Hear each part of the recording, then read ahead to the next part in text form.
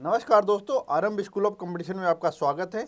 तो आज हम लोग पढ़ेंगे 66 बीपीएससी मेंस का जो डीआई का क्वेश्चन आया है उसको समझेंगे। देखिए इसमें जो क्वेश्चन आया है थोड़ा सा 67 68 से थोड़ा सा जो है ना कॉम्प्लिकेटेड क्वेश्चन है, तो इसको समझ लीजिए क्योंकि जो क्वेश्चन बन रहे हैं वो प्रीवियस ईयर क्वेश्चन बेस्ड ही बन रहे हैं। तो हो सकता है इस तरह का क्वेश्चन इस बार दे दे, क्योंकि जिस तरह से पीटी में बोल दिया गया है कि बहुत ईजी क्वेश्चन आया था, हो सकता है हम लोग के साथ इस बार खेला कर दे बीपीएससी। तो देखते हैं इसमें कैसे करना है। इसको समझने के लिए एक चीज़ जो ध्यान में रखना है कि एक एक पॉइंट को हमको समझना पड़ेगा। तो ये जो क्वेश्चन है, देखिए इसमें टोटल 5 क्वेश्चन दिए गए हैं और हर चीज़ को आपको बहुत बारीकी समझना पड़ेगा। इसमें क्वेश्चन है, पूछ रहा है नीचे दी गई वृत्त सारणी विभिन्न खाद्य फसलों विभिन्न खाद्य फसलों के लिए आवंटित भूमि बंटन एक गांव में को प्रदर्शित करती है। वृत्त सारणी का सावधानी पूर्वक अध्ययन कीजिए और प्रश्नों का उत्तर दीजिए। विभिन्न खाद्य फसलों के लिए क्षेत्रफल बंटन एकड़ में है। क्या बोल रहा है ये बोल रहा है जो विभिन्न खाद्य फसल है ना, उसका जो बंटन है, जो बांटा गया है, वो एकड़ में बांटा गया है। ठीक है, तो क्या है, ये चावल है, ये अन्न, मक्का, बाजरा, ज्वार, जौ, गेहूं, इस तरह से है। तो ये चीज ध्यान रखना, इसका सारा क्वेश्चन है। तो क्या हमें समझ में आया, यहाँ पर एकड़ में दिया हुआ है। ठीक है, अब एक चीज जो हमें पता होना चाहिए, मैं साइड में लिख दे रहा हूं, तो आपको अगर ध्यान में होगा तो हमने बताया था पीछे कि हम अगर डिग्री में दिया हुआ है तो हमेशा किससे कंपेयर कर सकते थे, इससे करते थे 360 से। तो ये हमारा 100% हो गया, ये अपने आप में 100% हो गया एक वृत्त। लेकिन यहाँ वैल्यू अंदर में डिग्री में दिया हुआ है, तो इसीलिए हमने क्या किया, एक डिग्री इक्वल टू निकाल के 1 डिग्री इक्वल टू 100/360 कर देते हैं। तो 1 डिग्री इक्वल टू निकल जाएगा वैल्यू यहाँ से 1 0 से 1 0, तो 1 डिग्री इक्वल टू मुझे 5/18 क्या आ रहा है, 1 डिग्री का वैल्यू। एक चीज ध्यान रखिएगा, हमने परसेंटेज को यहाँ पर नहीं शामिल किया है। कारण क्या है कि हमें यहाँ डिग्री में दिया हुआ है, इसीलिए हम उसको आगे लेके नहीं जा रहे हैं। अगर परसेंटेज में लेके जाएंगे तो यहाँ पर 5/1800 हो जाएगा। जब 5/1800 होगा तो यहाँ पर होगा दिक्कत। और एक चीज़ और मैं बता दूं कि यहाँ जो क्षेत्रफल है इसको समझना पड़ेगा बढ़िया से। एक क्वेश्चन को 1 डिग्री इक्वल टू 5/18 है, तो चाहे तो आपके पास एक ऑप्शन ये है कि आप टेबल बनाइए और 5/18 से हर एक में मल्टीप्लाई कर दीजिए। तो इससे क्या होगा, आपका वैल्यू निकल जाएगा चावल का, गेहूं का, जौ का। तो क्या करना होगा, इसमें करने का तरीका ये है कि आप ये कर सकते हो कि हमने यहाँ कर दिया, जैसे हमने लिख दिया गेहूं, चावल, जौ, बाजरा, ज्वार, मक्का और एक है अन्न। इन चीजों को अगर हम इस तरह से देख ले, अगर यहां से एक हम लाइन ले ले ऐसे,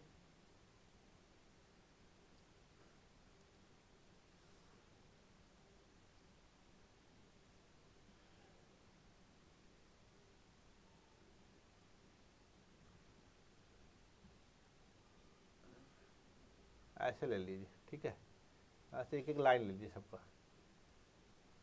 आप टेबल बनाना चाहो तो बनाओ, नहीं तो कोई दिक्कत नहीं है, आप डायरेक्ट एक एक करके निकाल सकते हो। तो मैं तो यहाँ सिर्फ समझाने के लिए आपको कर रहा हूँ, इसी में टाइम लगता है। वीडियो लंबा होने का मकसद सिर्फ यही होता है कि हम लोग थोड़ा ज़्यादा समझाते हैं, क्योंकि 72 मार्क्स कैरी करेगा, तो इसलिए बहुत इंपॉर्टेंट होता है हर एक चीज़ को समझना। ठीक है, तो एक चीज़ यहाँ पर क्या हुआ, दिया हुआ है हमारे क्वेश्चन में ही दिया हुआ है, डिग्री दिया हुआ है। तो हम एक उपाय करते हैं कि यहाँ पर हमारा क्या दिया हुआ है, डिग्री में दिया हुआ है, डिग्री में वैल्यू दिया हुआ है। तो याद कर लीजिए, गेहूं का कितना है, गेहूं, चावल और जौ का, गेहूं चावल का 72 है, 72 डिग्री, 72 डिग्री, सारा डिग्री में। जौ का 36 है और ज्वार का 18, जौ का 36, ज्वार का 18, बाजरा का 18, मक्का का 45 और अन्न का है 99। अब एक चीज ध्यान रखिएगा, जब हम यहाँ पर बोले थे कि 1 डिग्री इक्वल टू कितना वैल्यू है, 5/18, 5/18 है, तो ध्यान रखिएगा जब वैल्यू निकालेंगे तो क्या में आएगा, एकड़ में आएगा। डिग्री तो है ही, और यहां पर आपको क्या लिखना होगा, एकड़ में। एकड़ में आपने कर दिया। अब एकड़ में कर दिया तो एक बात बताइए, मल्टीप्लाई जब करना होगा तो हम एक सिर्फ बता रहे हैं कैसे करना होगा। तो यहाँ पर क्या करेंगे, 5/18 इंटू 72, तो यहाँ से वैल्यू निकल जाएगा क्या, 72 इंटू 5 डिवाइड बाई 18।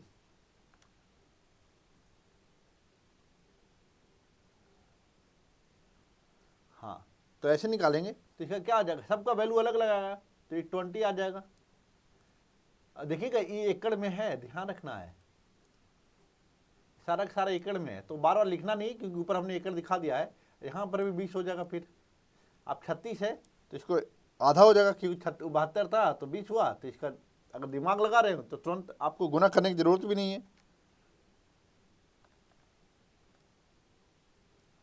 तो 36 10 हो जाएगा।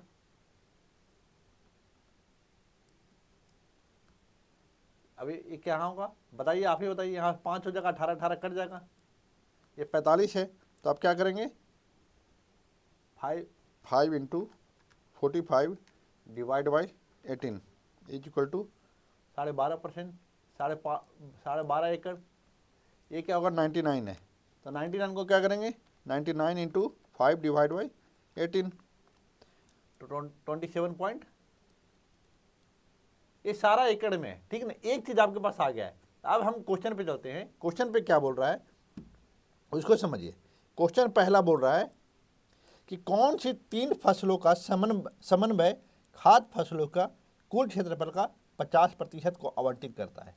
एक चीज समझिए पहले, अगर मैं बोलूं कि 50%, अगर ये जो है, अगर इसको आप समझिए, अगर हम इसका बात कर रहे हैं, अगर मैं बोल दूं कि क्या कि 360 डिग्री क्या है, ये अपने आप में 100% है। तो हम इसको अगर 50% निकालना रहेगा तो क्या 50% निकालना रहेगा तो इसको 180 डिग्री बोल सकते हैं क्या, तो बोल सकते हैं ना। तो कहने का क्या मतलब है, यहाँ पर ये बोल रहा है कि कौन से 3 फसलों का समन्वय कर दे तो वो 180 डिग्री के बराबर होगा। 180 डिग्री बराबर इन द सेंस 50%। तो 50% आप देखिए, जब आप वृत्त को देखेंगे तो आप डायरेक्ट उससे निकाल लीजिए कि इसमें कौन सा 3 को मिलाएंगे तो वो 180 डिग्री बना देगा। तो आपके पास 2 ऑप्शन है कि आप एक करके जोड़िए, इसको ऐसे करके चाहे तो जोड़िए, ये है 72, ये है 72, ये है 36, क्या होगा 180, ऐसे 3-3 करके जोड़िए। तो आपको अगर लग जाएगा कि ये है तो आपका आराम से आंसर निकल जाएगा। तो इसका एक उपाय है कि हम लोग तो नॉर्मल अगर हमको पढ़ना रहेगा तो हम क्या लिखेंगे, विभिन्न फसलों के तहत हमको अगर इस, देखिए कहानी तो बनाना पड़ेगा। जब ये है तो आपको लिखना तो पड़ेगा ही कि कैसे क्या करना है। तो आप यहां से लिख लीजिए, विभिन्न खास फसलों में से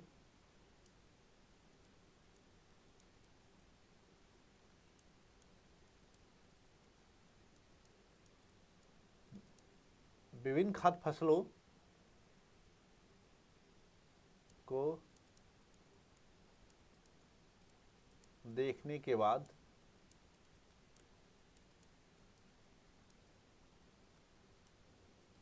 क्रमशः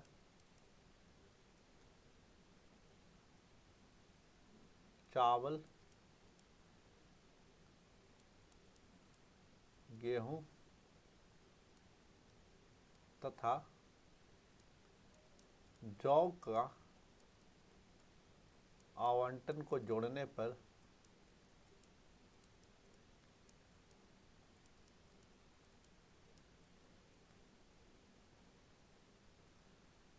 वन 180 डिग्री प्राप्त होता है।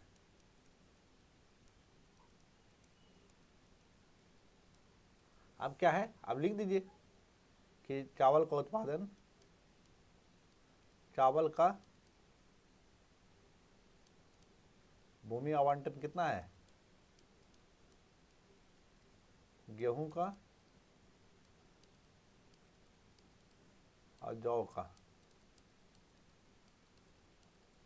यहाँ से जोड़ लीजिए। आपका दिया हुआ है 72 और कितना है 36, 6 2 8 2 10 7 14 3 17 1 18, तो 180 डिग्री के बराबर हो गया, क्योंकि ये सारा क्या है डिग्री में। तो आप ये लिख सकते हैं कि इन तीन फसलों को मिलाकर क्या होता है 50% के बराबर। तो बस यही लाइन को आंसर कर देना, इसमें कुछ था नहीं। दूसरा क्वेश्चन देखते हैं। दूसरा क्वेश्चन करा है, यदि ज्वार के कुल आवंटित क्षेत्र 1.5 मिलियन एकड़ हो तो चावल की फसल के लिए कितना क्षेत्र होगा। ये मिलियन एकड़ में दिया हुआ है।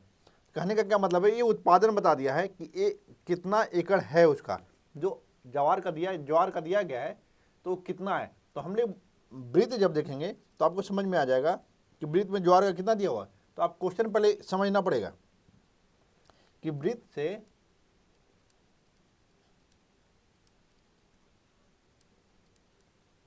प्राप्त आंकड़ों से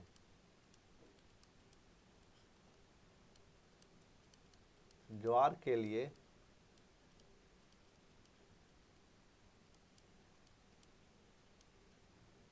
आवंटित क्षेत्र कितना है। ज्वार के लिए आवंटित क्षेत्र 18 डिग्री है। तो दो चीज समझिए, और ये क्या दिया हुआ है कि ज्वार का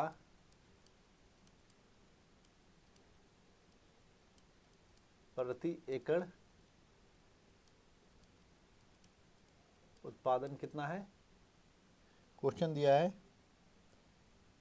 हाँ सॉरी, यहाँ ध्यान रखिएगा एक चीज, क्वेश्चन को अच्छे ध्यान रखेंगे तो समझ में आएगा। तो मैं भी मिस्टेक करा था, आप देखिए यहाँ पर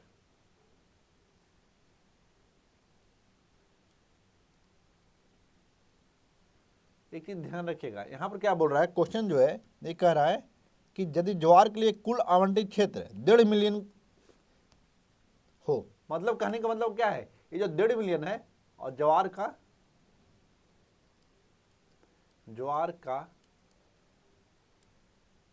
कुल उत्पादन कितना है 1.5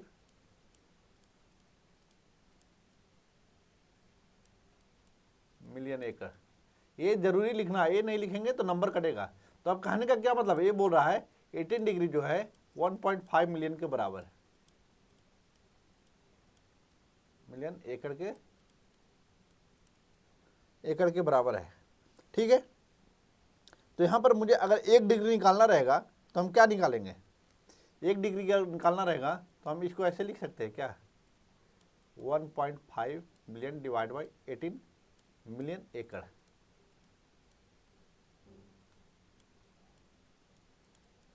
इसके हिसाब से हमारा एक वैल्यू निकल गया। ठीक है, अब एक चीज ध्यान रखिएगा, क्वेश्चन जो आगे बोल रहा है तो चावल की फसल के लिए कितना क्षेत्र आवंटित है। तो कहने का मतलब क्या है कि अगर यहीं से अगर आप चाहो तो इसको डायरेक्ट 100% निकाल लो, 100% निकाल लो, 1.5 इंटू 100। तो यहाँ से तो 100% निकलेगा, लेकिन हमको 100% नहीं निकालना ना, हमें तो सिर्फ चावल का निकालना है। तो लेकिन तो हम क्या करेंगे, ये डायरेक्ट वैल्यू हम लोग करेंगे। अब क्या करेंगे, चावल का फसल का कितना क्षेत्रफल है, चावल का फसल का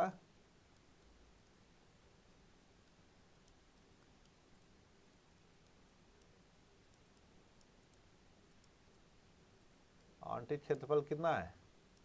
ध्यान रखिएगा एकड़ में है, क्योंकि ऊपर ही मैंने बता दिया है। तो आवंटित क्षेत्रफल कितना चावल के लिए 72 डिग्री एकड़ में है, क्या में, एकड़ में, ये ध्यान रखिएगा।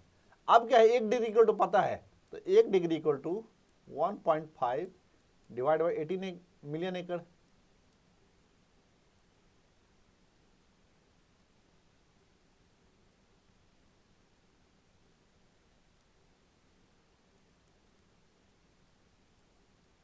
मिलियन एकड़ जब ए लिख लिए तो अगर हमको 72 डिग्री का निकालना रहेगा तो क्या करोगे, 1.5 डिवाइड बाई 18 इंटू 72, 8 4 जा, ये क्या हो जाएगा 6 मिलियन एकड़ हम लिख सकते हैं।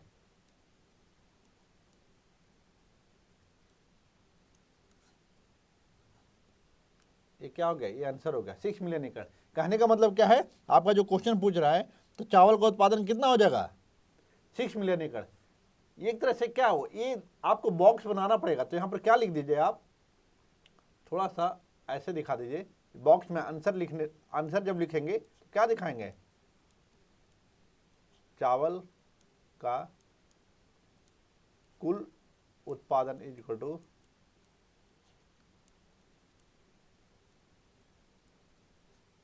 6 मिलियन एकड़।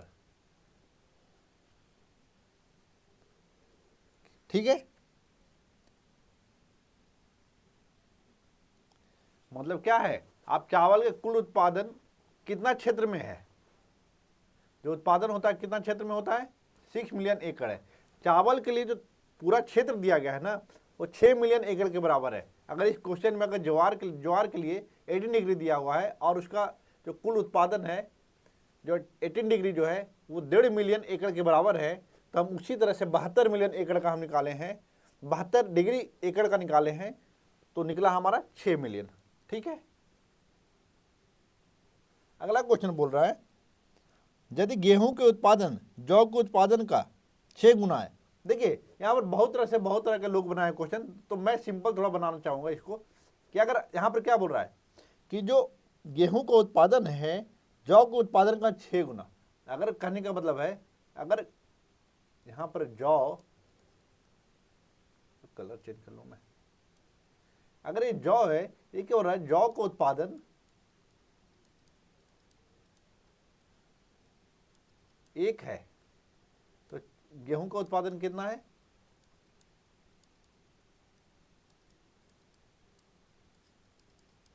6 है। तो गेहूं का उत्पादन 6 है, तो हम अगर इसको अनुपात में लिखना रहेगा तो क्या इसको ऐसे नहीं लिख सकते क्या, जौ और गेहूं का अनुपात इक्वल टू, तो 1:6 लिख सकते हैं या नहीं, ये हमें बताइए। अगर लिख सकते हैं तो हम ऐसा करते हैं, क्योंकि क्वेश्चन में दिया हुआ है कि गेहूं जो है जौ का 6 गुना है, तो हमारा 6 गुना हो गया, यहाँ 1 है तो ये 6 है। तो अब आगे जब बढ़ेंगे तो आगे दिया हुआ क्वेश्चन में तो गेहूं और जौ के प्रति एकड़ उत्पाद का अनुपात क्या होगा। प्रति एकड़ उत्पाद निकालने के लिए सबसे पहले प्रति, जैसे याद करिए जब हम लोग पढ़ते थे कि पर व्यक्ति आय कितना है, तो हम लोग क्या करते थे, टोटल इनकम बटा जनसंख्या करते थे। वैसा ही यहाँ पर आ गया है जमीन की बात। तो जब जमीन की बात आई है तो प्रति एकड़ निकालने के लिए बोल रहा है, तो प्रति एकड़ क्या निकालेंगे, उत्पादन आपका कितना है, उत्पादन आपका कितना है, फिर भूमि कितना है, यही तो क्षेत्र चाहिए। तो हमें ये बताइए कि ये तो हमारा निकल गया, गेहूं और जौ के उत्पादन का जो रेशियो है ये है। ठीक है, तो हमें और क्वेश्चन में दिया हुआ है वृत्त चार्ट से प्राप्त आंकड़े क्या है, हमें पता है कि जौ का उत्पादन क्या है, गेहूं से, ऐसे कर लो, जौ के लिए कुल आवंटित क्षेत्र,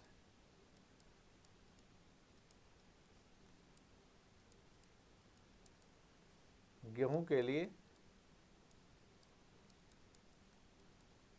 कुल आवंटित क्षेत्र। तो आपको पता होना चाहिए कि ये दोनों का कितना है, गेहूं का है 72, ये क्या है, देखिए सारा के सारा एकड़ में है, ध्यान रखिएगा, और जौ कितना है, जौ का है 36। अब एक चीज समझिए, मैं ये बोल रहा हूं, ये आवंटित क्षेत्र अगर बोल रहा है तो ये अपने अपने आप में ये क्या है, अगर इसको कोने पे लिखे प्रति एकड़ जो लिख रहा हूं मैं, अगर इसको उत्पादन डिवाइड बाई, अगर इसको लिख दो भूमि आवंटित क्षेत्र, तो ये लिखना है। तो हम क्या करें, ये दोनों का क्वेश्चन में लास्ट में पूछ भी रहा है कि ऐसा है कि हमें बताइए कि दोनों का अनुपात क्या है, गेहूं और जौ का। तो गेहूं और जौ का अनुपात क्या है, तो यहां पर हम लोग ऐसे लिख सकते हैं क्या, ऐसे लिख देते हैं यहां पर एक तरह से, तो हम लोग लिख दें कि प्रति एकड़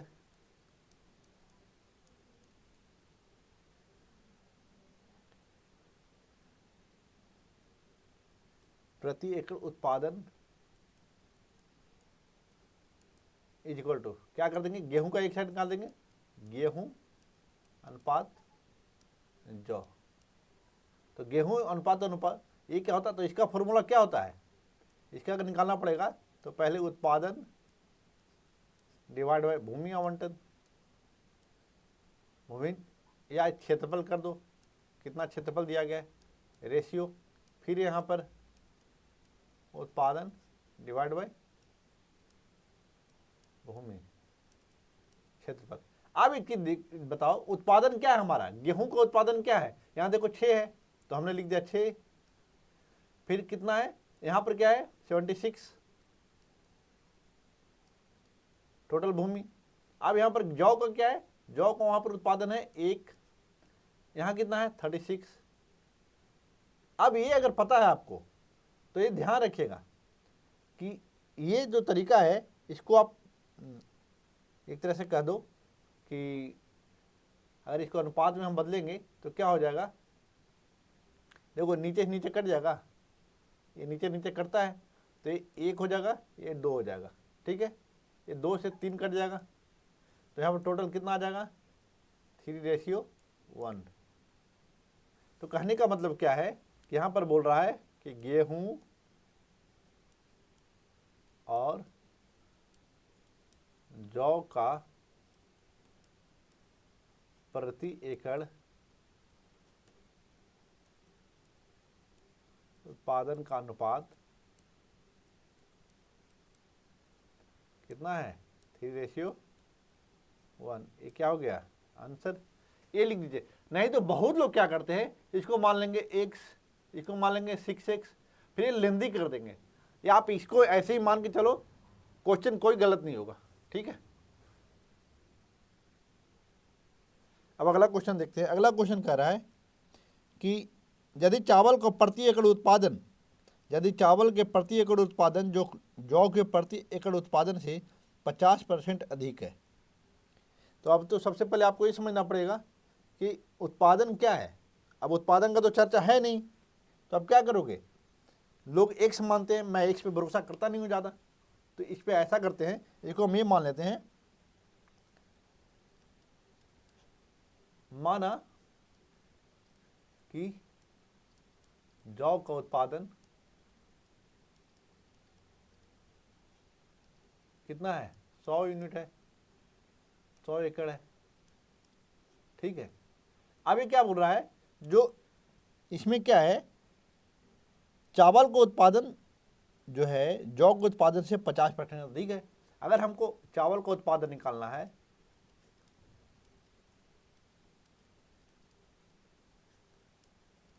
जौ के उत्पादन से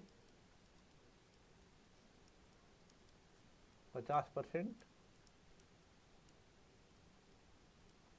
अधिक, इसको तो मतलब ये बोल रहा है 100 प्लस 100 इंटू 50/100, यहाँ 100 घट गया, यहाँ से 150 एकड़ क्या हो गया, उत्पादन हो गया हमारा।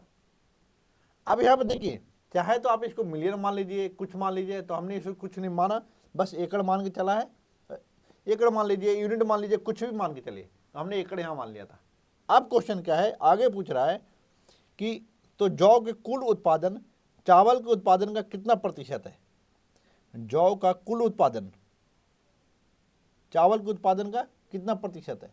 तो इसको निकालने के लिए आपको करना क्या पड़ेगा, पहले लाइन डायरेक्ट लिखेंगे, तो आपके पास जो याद है, जब हम लोग परसेंटेज का चीज़ें जब सॉल्व करते थे, तो ये यहाँ पर परसेंटेज ही तो पूछ रहा है, तो चावल के तुलना में पूछ रहा है कि जौ का उत्पादन कितना % है। तो कहने का क्या मतलब है, तो आप डायरेक्ट लिख दो, क्या लिखोगे, जौ का उत्पादन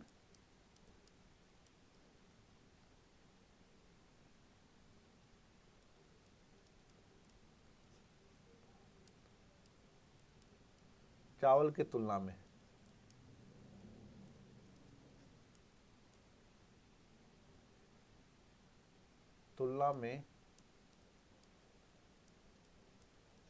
कितना % अधिक है।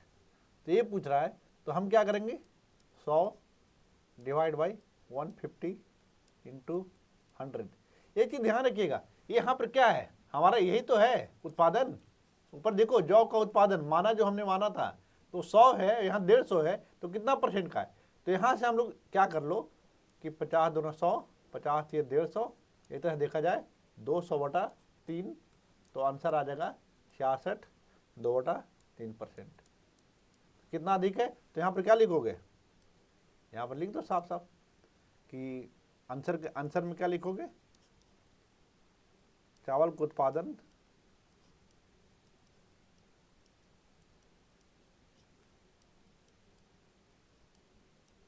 गेहूं के उत्पादन से, सॉरी गेहूं नहीं, जौ है,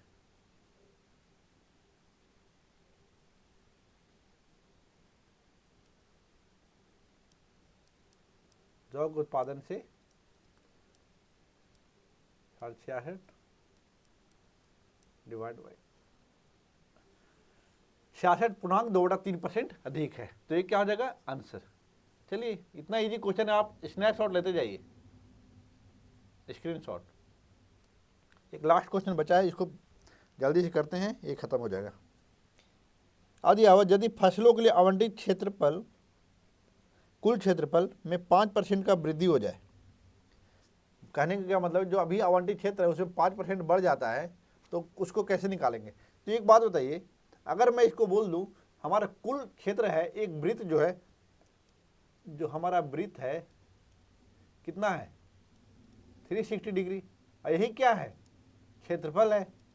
समझो, पहले लिखना अलग तरीके से, ये पहले मैं समझा रहा हूं आपको। एक चीज तो आपको पता है कि जो वृत्त है ये, अब हमें क्या बोल रहा है, ये बोल रहा है कि जो टोटल क्षेत्रफल है इसमें 5% बढ़ जाता है, तो हमें लिखेंगे कि कुल क्षेत्रफल में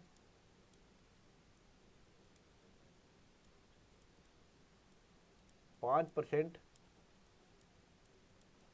वृद्धि होने पर क्या होगा, 360 इंटू, यहां से ऐसे निकालते, 5% अगर वृद्धि निकालना है,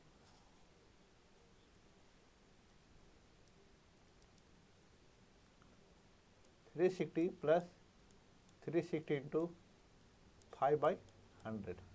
तो दो चीज, यहां से 20 से एक काट दो, यहां से क्या कट जाएगा, 1 0 से 1 0, यहाँ से जाएगा 18। ये तो डायरेक्ट कैलकुलेटर से निकालोगे तो ये क्या हो गया 378 डिग्री। कहने का मतलब क्या है कि नया क्षेत्रफल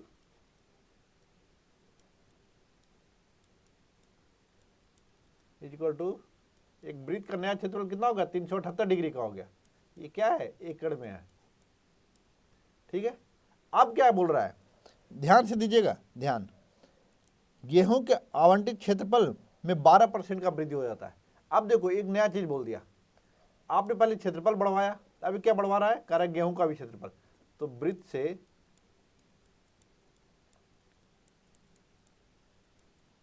गेहूं का क्षेत्रफल इक्वल टू कितना है 72 डिग्री एकड़। तो ये जब दिया हुआ है तो ये कह रहा है कि गेहूं में 12% वृद्धि करने पर, तो क्या ऐसे निकालेंगे, जब ये जब निकालना रहता है 12%, तो ऐसे ही तो निकालते हैं। जब ये निकालेंगे तो आपको ये समझ में आएगा, ये जो जब वैल्यू निकालेंगे तो एक काट पीट के कितना आ जाएगा, ये आ जाएगा, कैलकुलेटर से डायरेक्ट निकाल लीजिए।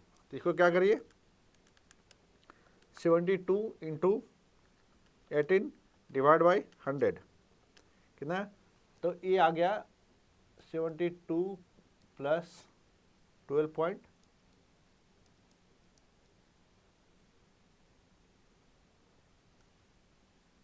72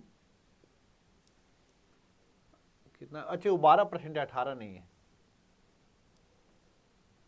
12% तो वृद्धि हुआ है।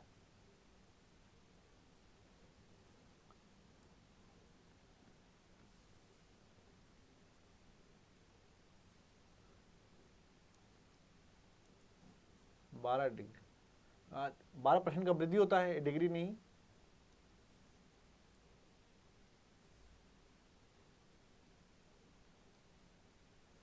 अब देखो, अब इसको जब वो करोगे तो यहाँ पर वैल्यू होगा क्या, 72 into 12 divide by 100 is equal to 18.64। इसका जो वैल्यू आ रहा है कितना आ रहा है, 18.64। तो ये क्या हो गया, 80.64 डिग्री इसका क्या हो गया, और ये क्या में है, एकड़ में। क्योंकि आपने जब देखा होगा वृत्त तो वहाँ पर लिखा होता क्षेत्रफल जो है एकड़ में है, तो ये आपको लिखना पड़ेगा। अब आपको दो चीज़ आपके पास आ गया है कि नया जो क्षेत्रफल है 378 डिग्री है, और नया जो गेहूं का उत्पादन है वो 80 डिग्री है, जो पहले कितना था, 72। अब क्या बोल रहा है कि नए वृत्त जो बना है, नए वृत्त सारणी में गेहूं के लिए कितने डिग्री का कोण बनेगा। तो आपको एक चीज़ ध्यान रखना है, आपको पता है कि यहाँ पर क्या है आपके पास, यहाँ पर क्या बोल रहा है कि अब हम क्या पता है हमें, नया वृत्त का क्षेत्रफल इक्वल टू 378 डिग्री, और गेहूं का नया क्षेत्रफल इक्वल टू 18.64 डिग्री। ये क्या है, सब एकड़ में है। अब कह रहा है कितने डिग्री का वृद्धि हो गया नए वृत्त, कितने जो वृत्त पर है, अब नया गेहूं का जो बनेगा नया कोण वो कितने का बनेगा, कितने डिग्री का बनेगा। ये क्या है, एकड़ में आया है। जब एकड़ में आया है, देखिए ध्यान रखना है, कैसे निकालिएगा आप, तुलना करेंगे तो आपको बन जाएगा। 378 पे निकालेंगे तो पहले तो हमें पता है कि 360 पे निकाल लेते हैं, अब हमको 378 पे निकालना है, तो हमें लिखेंगे कि नए वृत्त में गेहूं के लिए आवंटित क्षेत्रफल इक्वल टू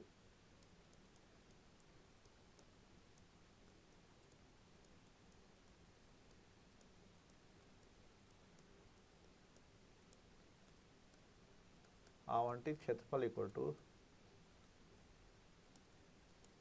क्या करेंगे आप, गेहूं की वृद्धि का क्षेत्रफल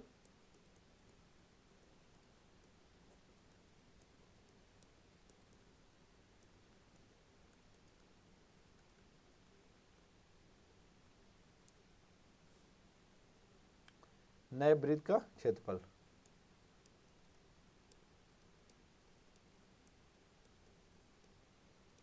इसी कंपेयर करेंगे ना, और फिर क्या करेंगे, देखिए अगर यही मुझे परसेंटेज निकालना होता तो 100 से गुना करते, लेकिन यहाँ पर डिग्री मैंने कोण निकालने बोल रहा है, इसीलिए 360 से कर रहे हैं। तो हमें क्या है, 80.64 degree divide by 378 degree into 360।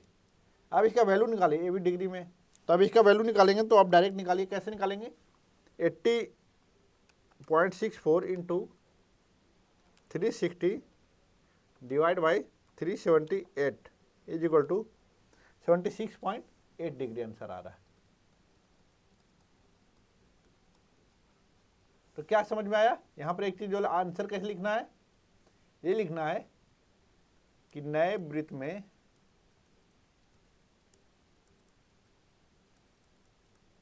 गेहूं का कोण या क्षेत्रफल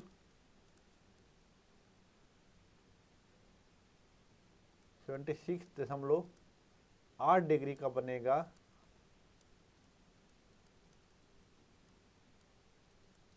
जो ये लिखना तो लिखिए, नहीं तो कोई दिक्कत नहीं है। पुराने वृत्त से कितना ज्यादा है, पुराने वृत्त से कितना हो गया, 4.8 डिग्री ज्यादा है। पहले 72 था, अब 76.8 हो गया, तो ये आंसर हो गया। तो इसको आप घेरा मारो, यहाँ पर आंसर लिख दो, ये भी लिख दोगे तो काम चल जाएगा, 76.8 डिग्री का बनेगा। बस ये तो मैंने आपको कंपेयर करने के लिए दिखा दिया कि ऐसे बनता है। तो देखिए ऐसा ही है, और वीडियो अच्छा लगा है तो बस यही रिक्वेस्ट है कि लाइक करिए, सब्सक्राइब करिए। Thank you so much.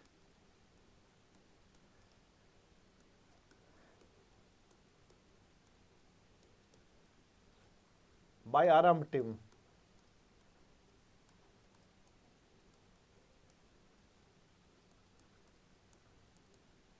Thank you so much.